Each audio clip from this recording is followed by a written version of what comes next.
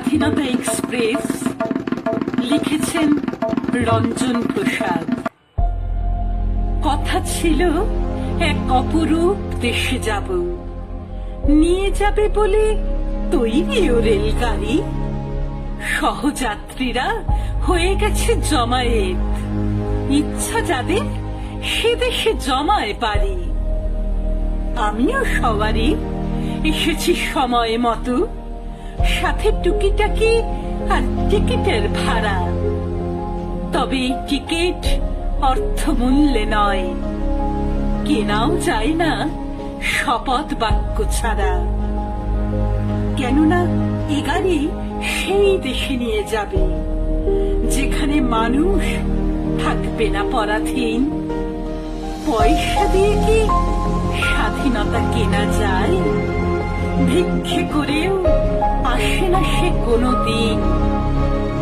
বহু উৎসাহ, প্রচুর উদ্দীপনা, হাতে হাত রেখে গাইছে সবাই গান।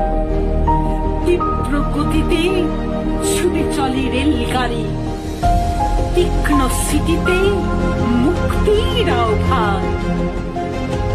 তবু সেই কাল রাত্রিতে কি যে হলো, ভুল শান্তিঙে বেলাইন ছারখার, দুমড়ে মুচড়ে গাড়িটা দুভাগ হলো।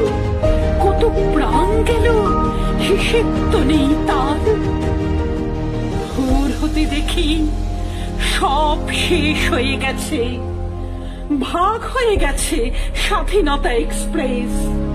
দূরে রয়ে গেল কাঙ্ক্ষিত জংশন, গন্তব্য তো ছিল একটাই দেশ। কার সিগনালে ঘটে গেল অঘটন, প্রশ্ন অনেক, উত্তর মেলা ভাব। পালা বদলের পালায় মধ্যরাতে বদলে গেল কি ইঞ্জিন ড্রাইভার? আগামী দিনের প্রজন্ম শুনছ কি? আকাশে বাতাসে অপূর্ণ অভিলাষ। অগ্নিশুদ্ধ স্বদেশে আবার লিখো জন্মভূমির অজ্ঞাত ইতিহাস।